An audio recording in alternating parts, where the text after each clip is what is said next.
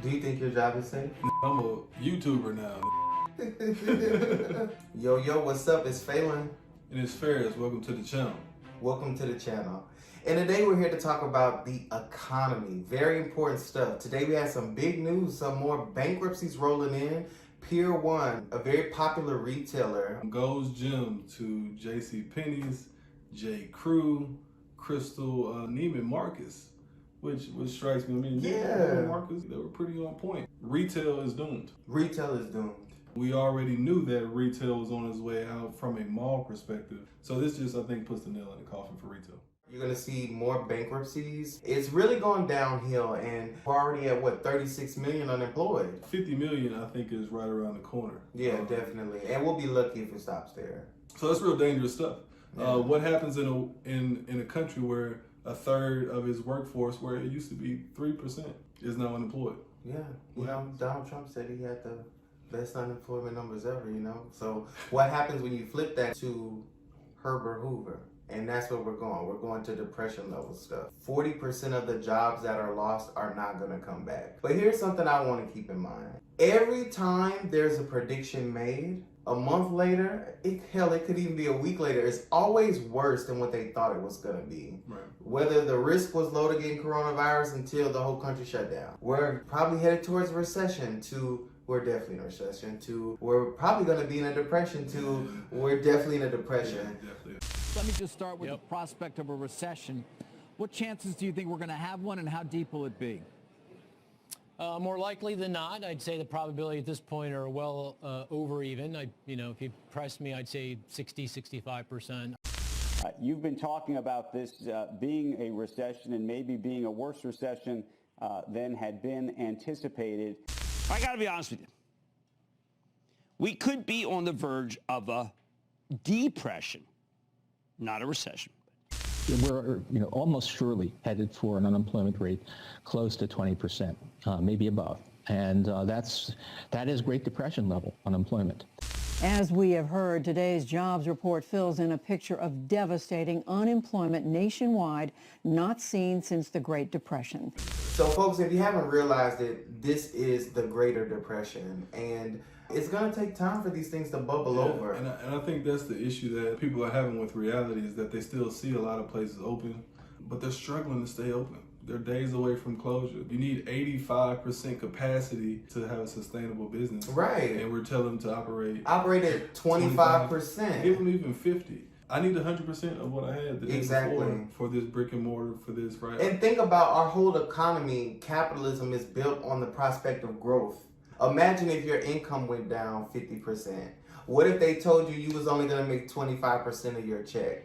Yeah, would the car note still be paid? Would the lights be on, right? So these businesses, they're trying to keep these people on the payroll, but they're being asked to go back and open their businesses at 25%. Yes, but we gave them the triple P plan, right? So I'm going to give you however much you ask for, up to $10 million or $20 million. You keep the staff on through a certain period of time. But then that's the thing, it's supposed to be like the bridge. You take this money to stay open, but when we get over this bridge, the economy's gonna come back. Remember, before this started, before the first bill was signed, Trump said, we're gonna come back stronger than ever. So there was this premise that we give you all these trillions, and then on the other side of it, everything will come back booming. But I think reality is setting in, and now we're starting to see it's coming back at 25-50%. Just this morning, we heard President Trump say, and I'm quoting, those jobs will all be back. They'll be back very soon. And next year, we're going to have a phenomenal year. We look around the world, and in other countries where the virus is still spreading, when they relax the controls, they relax the social distancing, it tends to flare back up again. Remember, this virus came to America when one person had it, and we didn't know it, and it ended up spreading through society. So it can spread again. We have to learn how to live with this virus, reopen in a smart manner while preserving health and safety, but that means a muted, a more gradual recovery. And some businesses are elected not to even try to come back, right? Yeah. We have some hard facts to deal with when it comes to really what's happening to small businesses. The 8 weeks may not match up with the timing that they're able to get open to. And so you have a lot of this uncertainty, and that's holding businesses back. We did a survey in Dallas for the first opening of the first weekend we were open in Dallas, and only 36% of companies even opened up. So there's a lot of consternation. There's a lot of uncertainty, and that's holding businesses back. You know, a big part of us getting back to normal or getting on the other side of the bridge is getting a vaccine. Now, typically, you know, all of the experts have been saying 18 months is the typical time frame. But if you really look at other major vaccines, like Ebola was a big one, it took 5 years to develop a successful vaccine for Ebola. This pandemic is not going away unless there's a miracle cure. Is it hydroxychloroquine and zinc? Mixed with a little zinc? I don't know. Little zinc? A lot of good things have come out about the hydroxy. A lot of good things have come out. I happen to be taking it. Hydroxychloroquine? I'm taking it, hydroxychloroquine. I don't know. We're going to have to let Trump tell us The results of his trial period. Of his trial. An important point to make about those 42% of jobs not coming back. What was always coming around the corner was automation.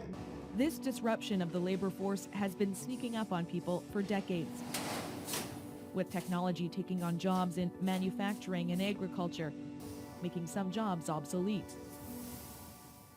But artificial intelligence is taking it further. The target right now and in the future, white-collar work.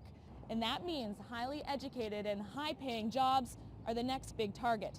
The concern, if people don't take this seriously, they'll be left without work.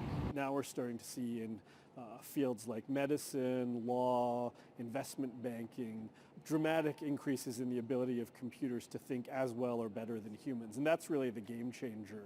If the whole idea is to keep people safe, to keep people from spreading disease, you have to figure out how to survive as a business by taking people out of the equation. Right, and automation has been in place, but they've kind of held on to it based on how we were acting as consumers. So now that we're acting as consumers in a place where we don't want to be around a lot of people, they're just going to go ahead and implement it. And you don't know when your job is coming to the chopping block. A lot of places that look okay today, they're really hanging on. Definitely save the coins. And if you're looking to start any type of endeavor, the first question you have to ask, is it pandemic proof? Good Define question. pandemic proof. Really? What is pandemic proof? Fast food. Fast food, I give you that. Clothes. Bacon, if it's in the store. What's something that if they took it off the shelf, you would be like, Lemon pepper. You ain't lying neither. Woo! Thank you for watching today. We really appreciate you coming back to see us a second time. Thank you for coming back. Hope to see you again. Yeah, we got a lot to talk about. I would love to get into those protests. I've been itching to talk about those people who are protesting stay at home. There's a lot to talk about coronavirus too, the science. Are you aware of how dangerous this thing is and why? All right, guys, remember to like and subscribe. Make sure to leave us a comment, engage with us. We will comment back. We want to talk to you. So like, subscribe, share this video, and we'll see you next time. All right. Peace.